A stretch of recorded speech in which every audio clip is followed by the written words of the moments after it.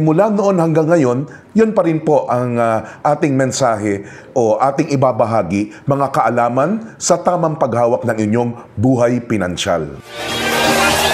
Welcome to PTSL Online. Magandang araw po sa inyong lahat. Arman Benko ng Colayco Foundation at KSK SMP Co-op. Kami po ay masaya na for the first time ay lalabas dito sa PTS Facebook page.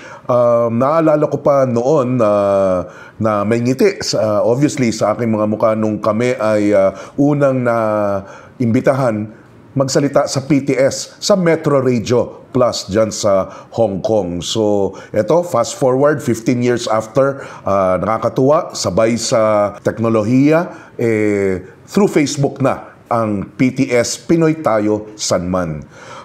Tulad ng dati, hanggang ngayon, dahil financial literacy is a universal, perpetual concern. Ibig sabihin, para sa lahat, walang katapusan ang usapin, concern, ang ating pag-aalala, pag-iisip. Tatlo ang sangkap ng ating buhay pinansyal.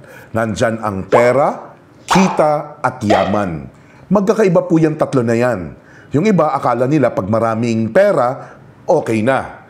Yung karamihan sa inyo, mas malaki ang kita sa ibang bansa, baka maganda na ang tsansa ng ating buhay pinansyal.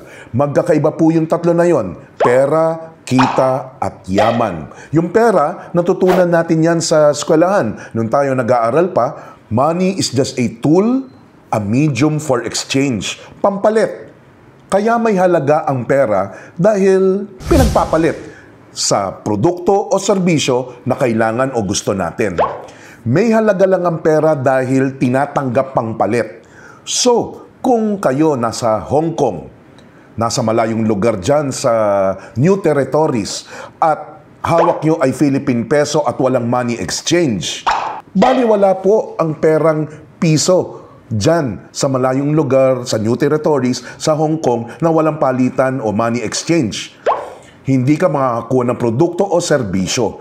Pinakasimpleng dahilan ng pera, may halaga dahil tinatanggap pang palit. Pag hindi siya tinanggap pang palit, nawawala ang kanyang halaga.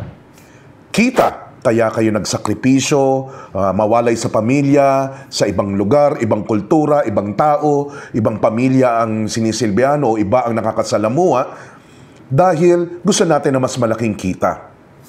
Pero alam naman po natin na ang kita hindi siya forever. Hindi rin siya forever. So, darating at darating na matatapos ang kakayanan natin kumita.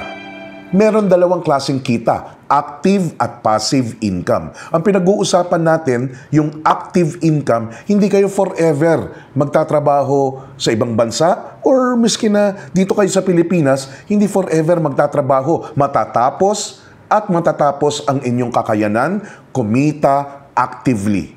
So, pera, kita, yaman, ano pang pinagkaiba niyan? Yung pera, nauubos. Ang kita, natatapos.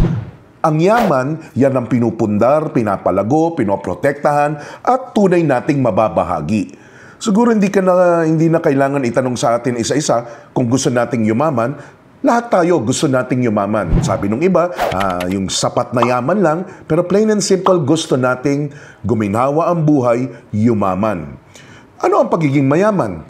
Yung mayaman para sa amin, bagay na bagay sa mga OFW, sa mga migranting manggagawa, yung nasa ibang bansa. Yan ay yung back for good na kayo. Kaya niyong tustusan ang pinili nyo na klase at halaga ng pamumuhay nang hindi na naghahanap buhay. Maaari nagtatrabaho pa rin kayo tulad ng ibang mayayaman tao, pero nagtatrabaho kayo dahil gusto nyo, hindi dahil kailangan ninyo. Para yumaman, dapat marunong tayong humawak ng ating buhay pinansyal. 5 ang aktibidades para masabing hinahawakan nyo ng tama ang ating buhay pinansyal. Kayo kumikita, kayo nagpaplano, kayo nag-iipon, kayo gumagastos ng tama, at kayo nagpapalago. OFW kayo, nasa ibang bansa kayo o nasa Pilipinas, yung 5 na yan, dapat ginagawa nyo. Maaaring hindi araw-araw, pero sa isang buwan, yung 5 na yan, kahit papano, nagawa natin. Kumita, nagplano, nag-ipon, gumastos, at nagpalago. Pero ano ang unique na sitwasyon ng isang migranting manggagawa, OFW, kumpara sa iba na sa Pilipinas nagtatrabaho? Una, malaki ang issue ng job security sa isang OFW. Diyan sa Hong Kong, every 2 years, pirmahan ng bagong kontrata.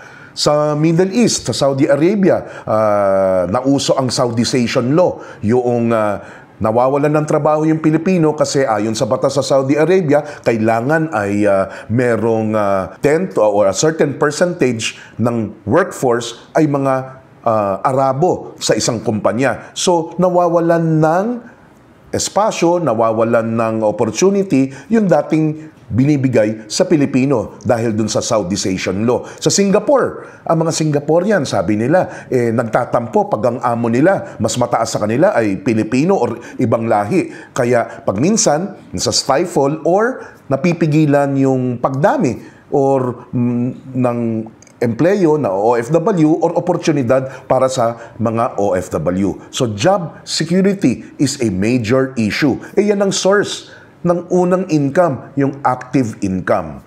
Major issue sa OFW, job security. Lalo na yung seafarer. Ang seafarer sa isang taon, swerte na 8 buwan, 9 na buwan na nakasampa sa barko at nakalayag yung barko. kung dumaong na yan, pag wala kayo sa barko, yung seafarer, walang kinikita. Mataas nga ang kita, pero sa loob lang ng 8, 10 buwan. At hindi siya sigurado na makakasampa siya ulit after 2 or 3 months na nagpahinga siya rito. Job security, major issue for OFWs. Pangalawang issue. Issue po, hindi problema, hindi kasalanan. Utang. Nung nasa Pilipinas pa lang yung Pilipino na nagtatrabaho, namumuhay dito, kaliwat kanan na ang utang niya. Para siya ma-deploy, mapadala sa ibang bansa at makapagtrabaho, kadalasan nangungutang. Pag nandyan na sa Hong Kong or sa ibang bansa din, ibang worksite din, sino ang paborito na pautangin ng mga lending companies, financing companies? Mga OFW. Lumalabas na karamihan ng mga OFW nalulubog lalo sa utang, lalo na dyan sa workforce. Bakit naman hindi?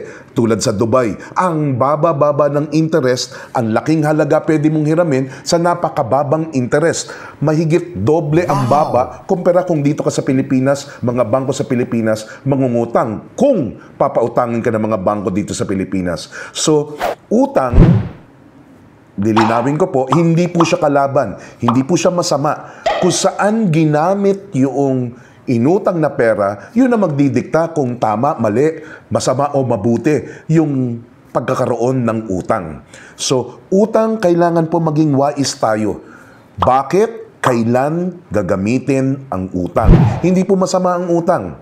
Ang makapangyarihang bansa, malalaking kumpanya, mayayamang tao, gumagamit ng tamang utang.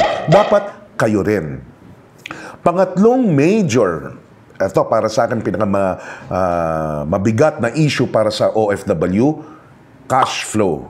Ano po yung cash flow? Yung tuloy-tuloy na daloy, pasok ng pera at labas ng pera.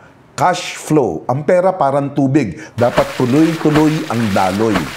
Bakit siya major issue? Kapag nahinto yung daloy ng pera, OFW ka o hindi, para sa iyo at para sa pamilya mo back home, magkakaroon ka na ng problema at patong-patong na ang magiging problema kapag hindi na-address ang tuloy-tuloy na cash flow. Sa mga susunod na episode, ituturo natin yung pinakasimple para maintindihan paano dapat ang maayos na daloy ng pera or cash flow. Dapat yan tuloy-tuloy.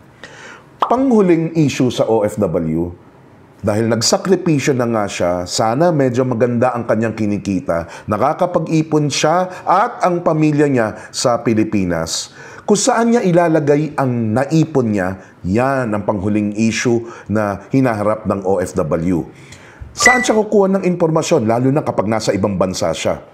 Paano niya itutuloy, gagawin ang pag-invest, pagpapalago o paglagak niya sa isang instrumento o sa isang pamamaraan ng pagpapalago ng pera?